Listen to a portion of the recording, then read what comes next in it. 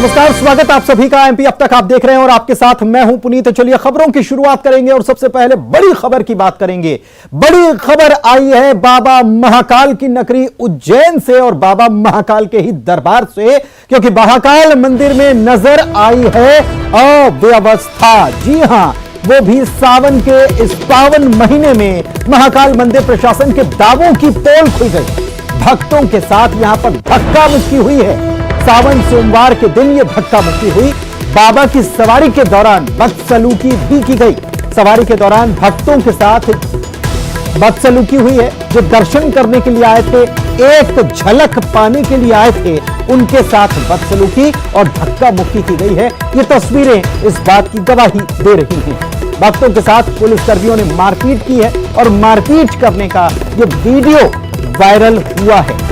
दूर दूर से बाबा महाकाल के दर्शन करने के लिए भक्त पहुंचते हैं। विदेशों से आते हैं, पूरे देश भर से आते हैं।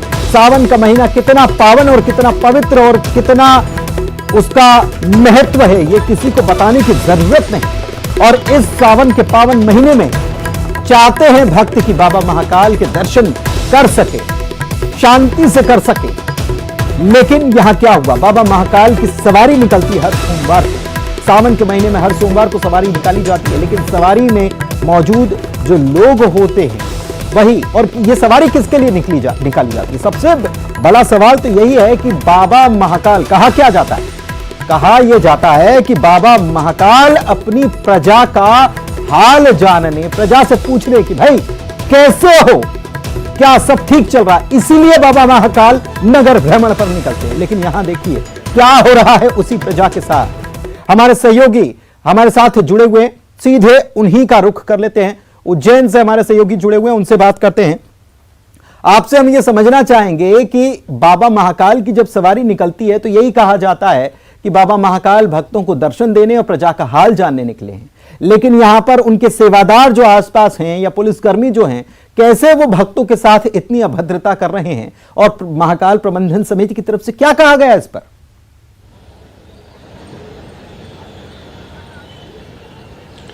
जी देखिए, बाबा महाकाल जो है अपनी प्रजा का हाल जानने निकलते हैं और ये कई सदियों से परंपरा चली आ रही है। और भगवान के जो दर्शन के लिए जो है श्रद्धालु बड़ी दूर दूर से आते हैं और उनकी सिर्फ एक ही कामना रहती है कि भगवान को छूकर उनकी इच्छाएं पूरी हो जाए। बस इसी के लिए जो है श्रद्धालु जो है भगवान महाकाल की पालकी के पास जाने की कोशिश करते हैं। पर जिस तरीके से जो श्रद्धालु के साथ दुर्व्यवहार किया जा रहा है, कहीं ना कहीं जो भगवान अपनी प्रजा का हाल जानने निकलते हैं, क्योंकि भगवान भी ये जानना चाहते हैं कि उनकी प्रजा सुखी में है या दुख में है। तो ऐसे में जब प्रजा के साथ ही अत्याचार होगा तो भगवान खुद जो है अपनी प्रजा के लिए क्या जो सोचेंगे कि भगवान प्रजा जो है उनकी हालचाल जानने के लिए निकलती है। और ऐसे में प्रजा के साथ ही जो दुर्व्यवहार हो रहा है, तो कहीं ना कहीं एक जो आस्था के साथ जो है खिलवाड़ है। और ऐसे श्रद्धालु जो बड़ी आस्था के साथ भगवान महाकाल के दर्शन के लिए आते हैं, और जिस तरीके से प्रशासन ने दावे किए थे कि श्रद्धालु को अच्छे से दर्शन हो और किसी प्रकार की कोई समस्या ना हो, भगवान के जो है भगवान की पालकी के अच्छे से दर्शन कर सके। जब पर जिस तरीके से ये वीडियो सामने आ रहे हैं, कई सोशल मीडिया पर वीडियो वायरल कर रहे हैं श्रद्धालु, तो कहीं ना कहीं लगता है कि उनकी आस्था के साथ भी खिलवाड़ हुआ है। उनको आहत हुआ है कि जिस तरीके से जो आस्था लेकर वो भगवान महाकाल की पालकी के दर्शन करने गए थे, तो जिस तरीके से जो है उनको धक्का देकर भगा दिया गया, कई पुलिसकर्मी मारपीट कर रहे हैं, तो इस तरीके से श्रद्धालु के साथ दुर्व्यवहार किया जा रहा है। तो कहीं ना कहीं प्रशासन को इस पर विशेष ध्यान देना होगा कि जो श्रद्धालु आते हैं उनको कहीं ना कहीं अच्छे से दर्शन लाभ मिल सके और इस तरीके का दुर्व्यवहार अगली सवारी में ना हो। जी बहुत शुक्रिया अजय आपका इस जानकारी के लिए। और भगवान पर किसी का भी एकाधिकार नहीं होता, चाहे पंडे हो, पुजारी हो, यात्रा निकालने वाले हो, कोई भी हो, भगवान तो सबके हैं और इस बात को ध्यान में रखकर कोई भी काम होना चाहिए। बढ़ते आगे, नर्मदापुरम में सीएम शिवराज सिंह चौहान मौजूद थे। उन्होंने जन दर्शन और विकास पर्व कार्यक्रम में जिले को सौगात दी। बनखेड़ी में कार्यक्रम रखा गया था जिसमें 2631.74 करोड़ की लागत से दूधी सिंचाई परियोजना का भूमि पूजन किया गया, जिससे जिले के 92 गांवों को सिंचाई का पानी मिल पाएगा। छिंदवाड़ा के 113 गांवों तक सिंचाई के लिए पानी पहुंचेगा। उन्होंने बहनों से संवाद किया और लाडली बहनों को मजबूर नहीं मजबूत बनाने पर जोर दिया। उन्होंने कांग्रेस को भी निशाने पर लिया और कहा कि पहले सूबे में सड़कें नहीं हुआ करती थी, बिजली की व्यवस्था खराब थी, लेकिन अब राज्य में सड़कों का जाल बिछ चुका है। सीएम ने नर्मदापुरम में सिवनी मालवा में 262 करोड़ की विकास योजनाएं लॉन्च की हैं। इसके साथ ही लाडली बहनों से संवाद भी उन्होंने किया है।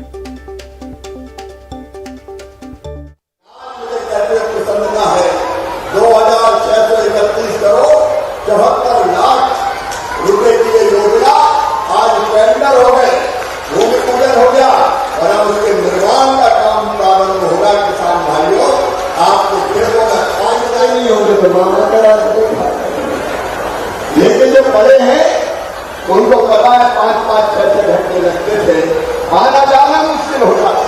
सड़कें ऐसी थी कि गड्ढों में सड़क है कि सड़क में गड्ढा है, गड्ढों में सड़क ढूंढनी पड़ती थी। और गर्मी के दिनों में तो खेत में गाड़ी चलती थी, खेत में फसल कट जाए तो चलो खेत में, क्योंकि सड़क से जाते ही नहीं बनता था। आज पूरे मध्य प्रदेश में 4,11,000 किलोमीटर की शानदार सड़कों का जाल बिछाया और हमने बिछाया भारतीय जनता पार्टी की सरकार ने। अपनी बहनों को मजबूर नहीं रहने दूंगा, उनको मजबूत बनाऊंगा और इसलिए हर महीना 1,000 रुपया बहन के खाते में डालूंगा।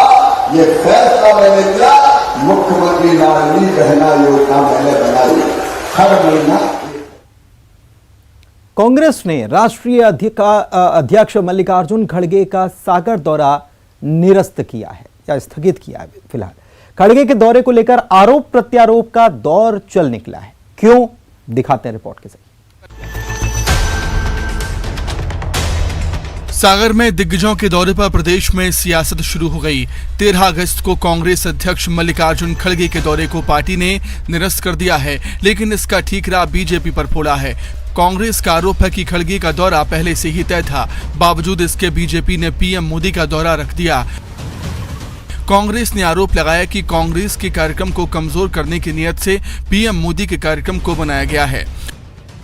वहाँ सागर में इसलिए नहीं कर सकते कि 12 को उसी जगह इस देश का प्रधानमंत्री आ रहा है, नरेंद्र मोदी साहब। सारे साधन ऑक्यूपाई कर लेगी बीजेपी, सारी बसें, जीवें, गाड़ियाँ, टेंट, हर चीज बीजेपी ऑक्यूपाई कर लेगी, कब्जा कर लेगी। 13 तारीख को हमें कोई साधन मिलेंगे नहीं।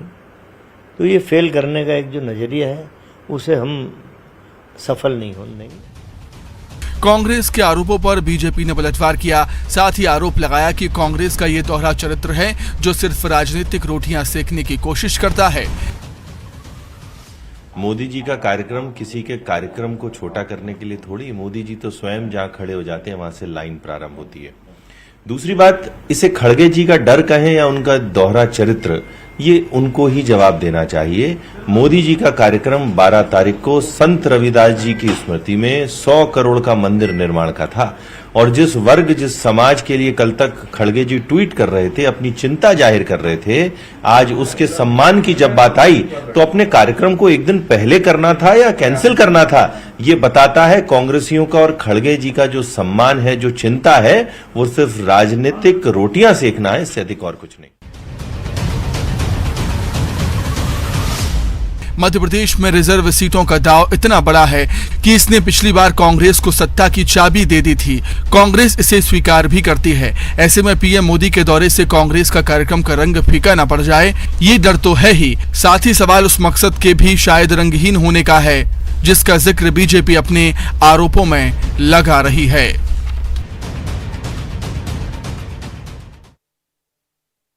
केंद्रीय गृह मंत्री अमित शाह कल रात 8 बजे भोपाल आने वाले हैं। एयरपोर्ट पर गृह मंत्री नरोत्तम मिश्रा उनकी अगवानी करेंगे।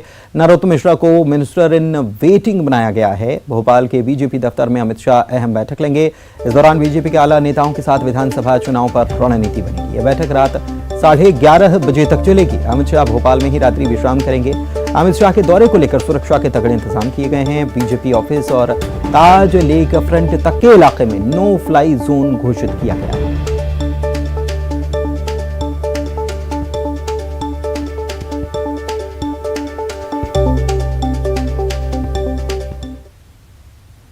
छतरपुर में दलित पर मैला डालने के मामले में कांग्रेस अध्यक्ष मल्लिकार्जुन खड़गे के ट्वीट पर केंद्रीय मंत्री ज्योतिरादित्य सिंधिया ने जवाब दिया है और कहा है कि कांग्रेस को अपने गिरेबान में झांकना चाहिए। कांग्रेस शासित राज्यों में क्या क्या हो रहा है ये देखना चाहिए, पहले उसे देखना चाहिए। केंद्रीय उड्डयन मंत्री ज्योतिरादित्य सिंधिया आज खजुराहो पहुंचे थे, जहां उन्होंने पायलट ट्रेनिंग सेंटर का शुभारंभ भी किया। कांग्रेस को शायद अपने गिरेबान में झांकना चाहिए और जो स्थितियां कांग्रेस शासित राज्यों में आदिवासियों के साथ हो रहा है, हमारे अनुसूचित जाति के साथ हो रहा है, दुर्भाग्यपूर्ण है। और इसे अगर कोई भी पार्टी पॉलिटिसाइज कर रही है इस विषय को, जिस तरीके से खारगे जी कर रहे हैं, मैं सोचता हूं कि ये निंदनीय है। वो ट्वीट जिसकी बात भी करें, लेकिन स्वयं वे अपने गिरेबान में झांकें, उनके राज्य में क्या क्या हो रहा है और राजस्थान में तो क्या हो रहा है उसकी मैं शुरुआत ही नहीं करना चाहता हूं। आप लोगों के टीवी चैनल में रोज कवर हो रहा है। विधानसभा चुनाव से जुड़ी बड़ी खबर आपको बता रहे हैं। कांग्रेस कल अपना वचन पत्र जारी कर सकती है।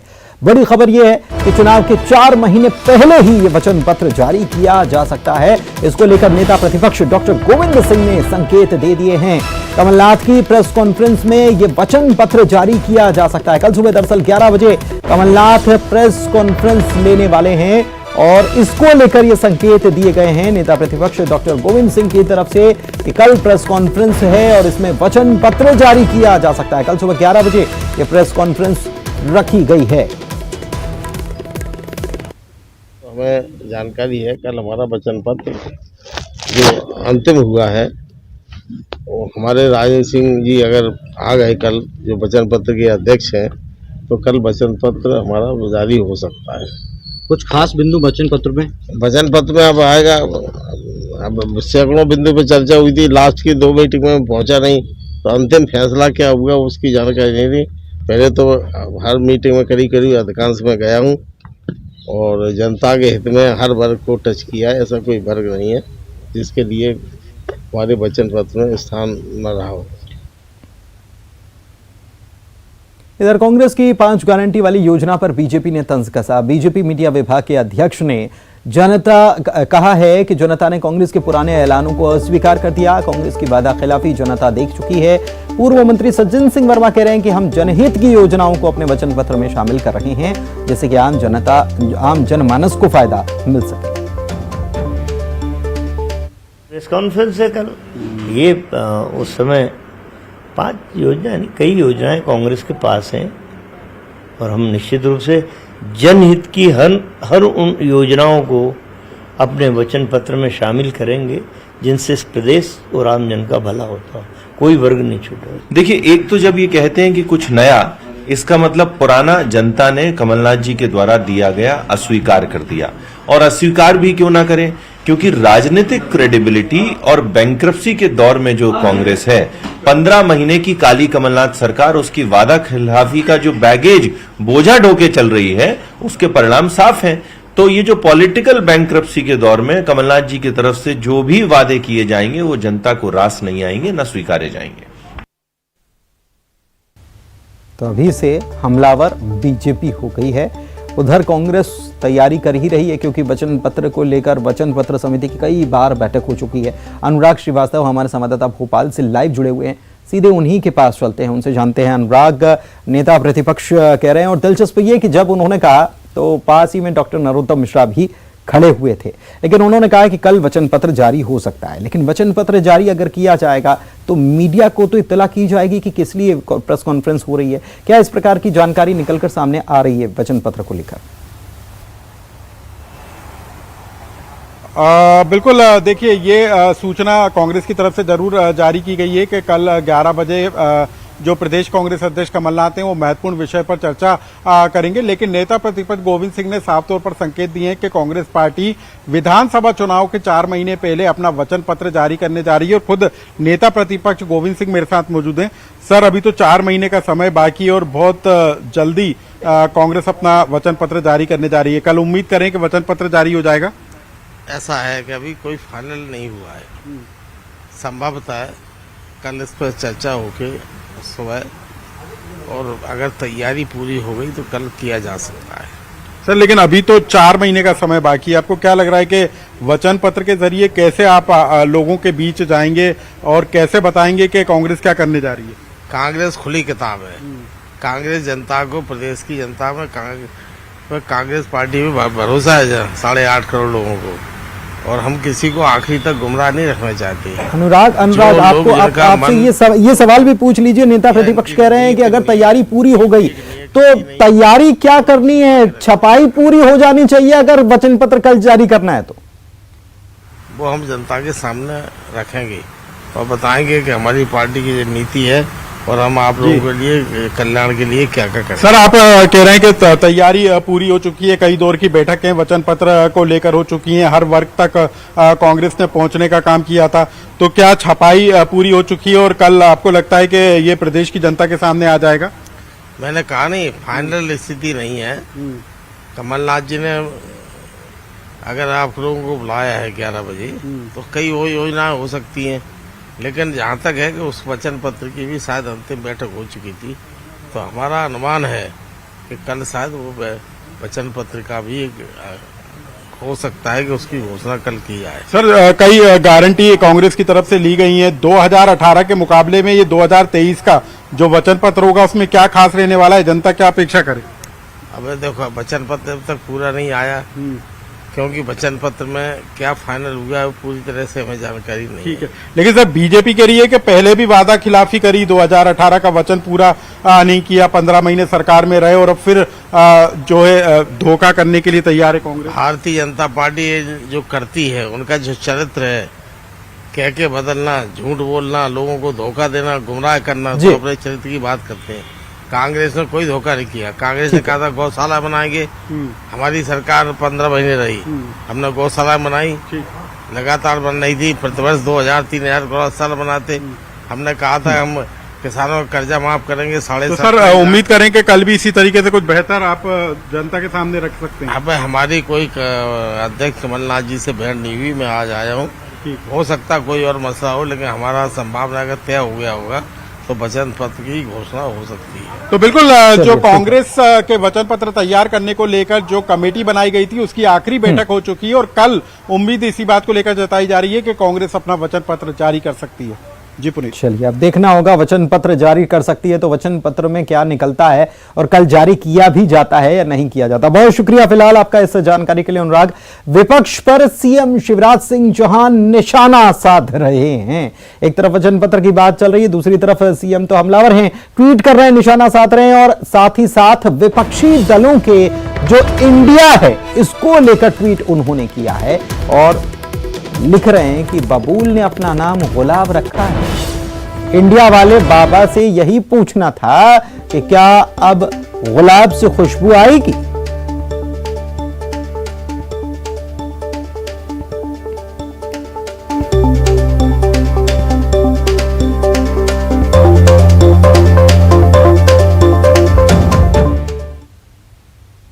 फेसबुक फ्रेंड से मिले हिंदुस्तान से पाकिस्तान गई अंजू ने अब वहां पर धर्म परिवर्तन कर वो फातिमा बन चुकी है। राजस्थान के अलवर से पाकिस्तान पहुंची अंजू इस्लाम अपनाकर फातिमा बन गई है। उसने नसरुल्लाह से निकाह वहां कर लिया है। न्यूज़ 18 के पास अंजू का हलफनामा है जिसमें उसने कहा है कि उसने अपनी मर्जी से नसरुल्लाह के साथ शादी की है। अपने बयान में अंजू ने कहा है कि मर्जी से इस्लाम अपनाया है, पहले क्रिश्चियन थी अब मर्जी से इस्लाम कबूल किया। अंजू और नसरुल्लाह का वीडियो सोशल मीडिया पर वायरल हो रहा है। यह वीडियो प्री वेडिंग स्टाइल में शूट कराया गया है।